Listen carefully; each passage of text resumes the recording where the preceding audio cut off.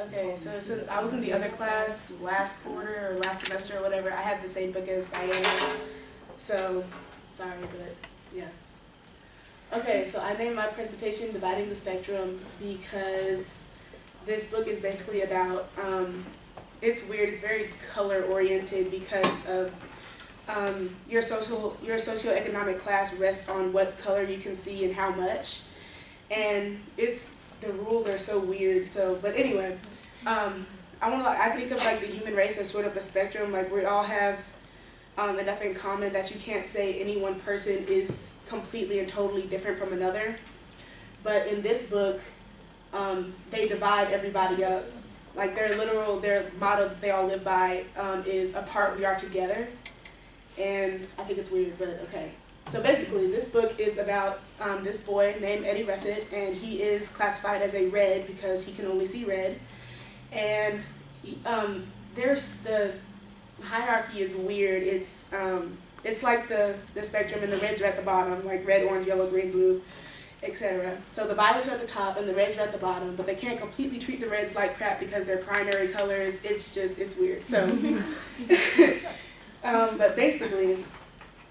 It starts out with Eddie and his father are on a train, and they are going to High Saffron, which is like way out in the boonies, compared to where he used to live, which is like Jade Under Lime or something like that. And they stop by to see the last rabbit, and while they're on there, it's like the last rabbit in existence, like it's exactly what it sounds like.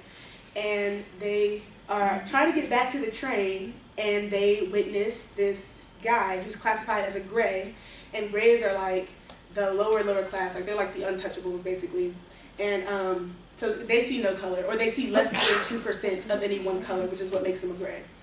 But anyway, they see this person, they think it's a violet, and the person like basically falls out and dies, like in the middle of the street, and everybody's freaking out. And Eddie's dad is a swatchman, so basically like they can heal you with colors.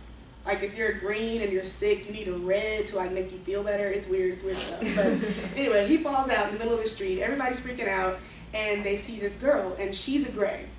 And she basically she lifted something off the body and just ran off. And Eddie he locked eyes with her, and he went to go follow her. She basically stops him, and she was like, "If you follow me, I'll break your neck." And he's like, "What?"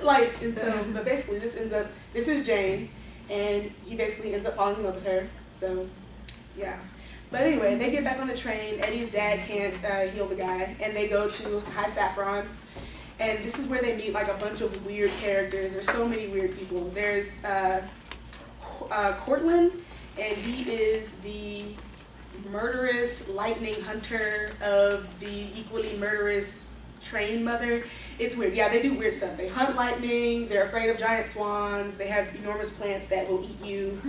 It's such a weird book. And what you end up finding out about it is it's set 400 years in the future, and it's the reason that they have this color hierarchy is because of the something that happened, and you don't know what it is, but it was apparently bad, and it was something that the previous committed, which that's us, we're the previous.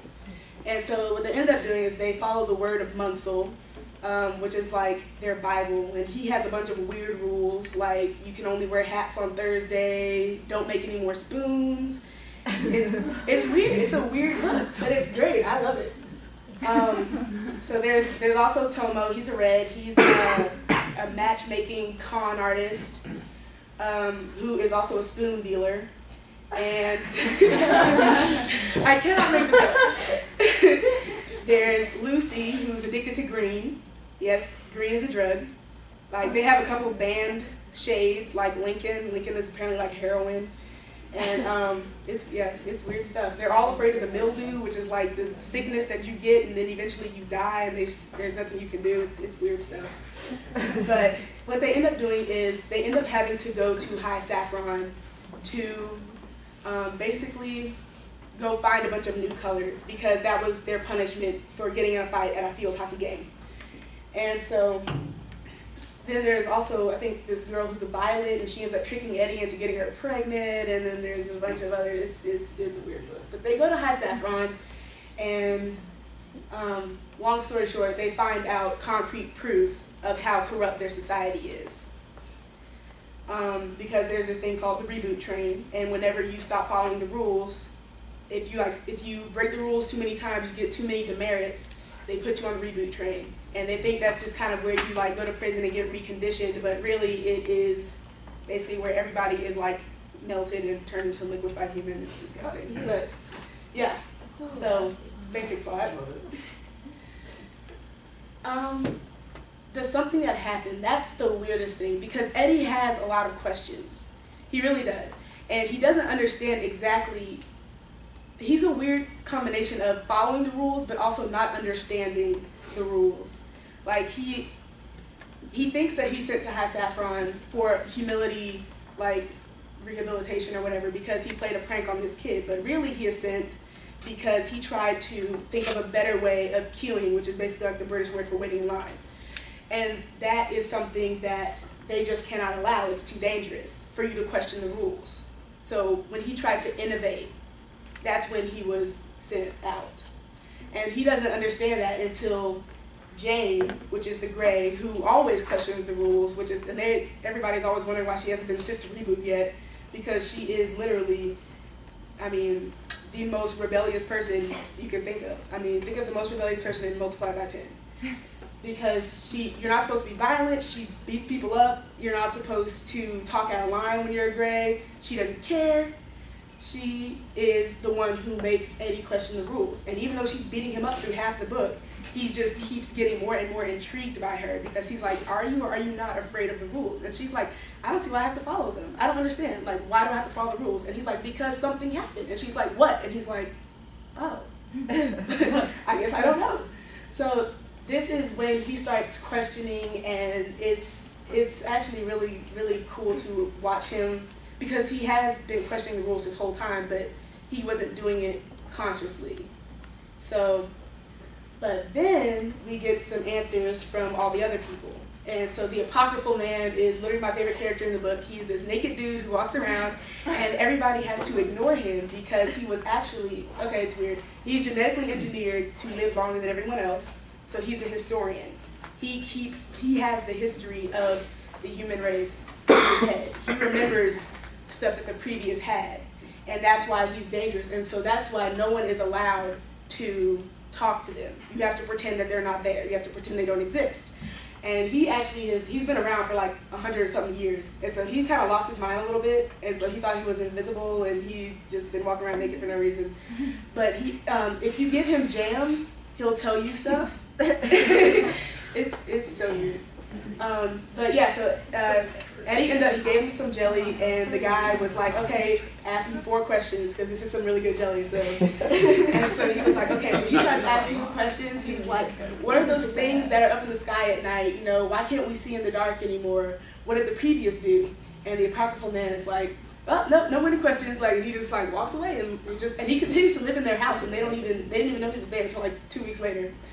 But the Apocryphal Man, he's cool. That's my boy. Because he goes to a dinner party with all the fancy people in town, and they have to pretend he's not there. So he just sits there and eats all their food, and there's nothing they can do about it.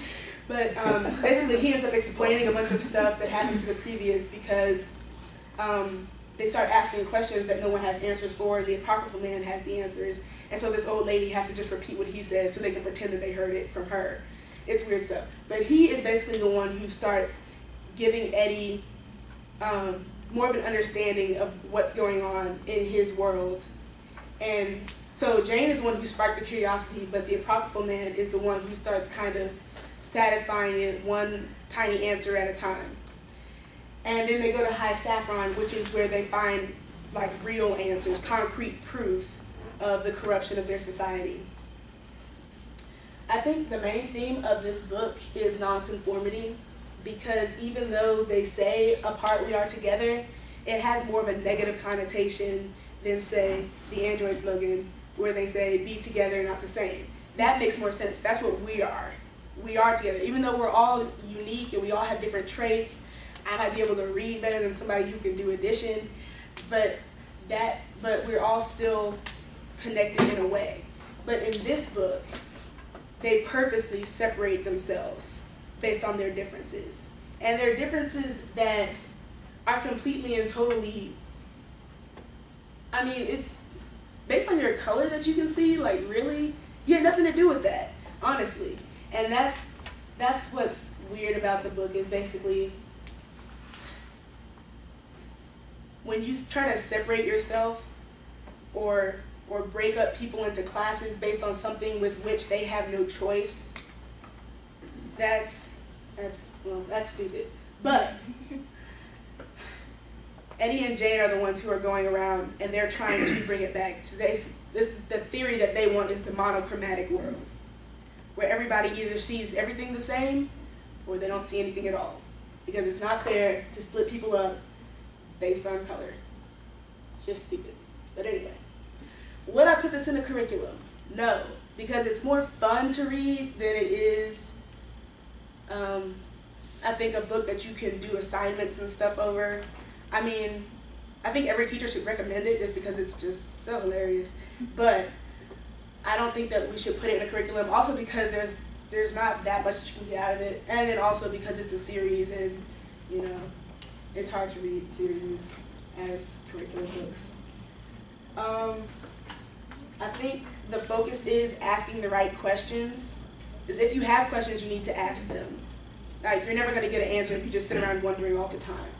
And when Eddie starts asking questions, that is when his life starts getting more dangerous. The color man comes down, tries to kill him. The train lady tries to kill him. The violets try to kill him. What's her name? Gotta use him to knock herself up.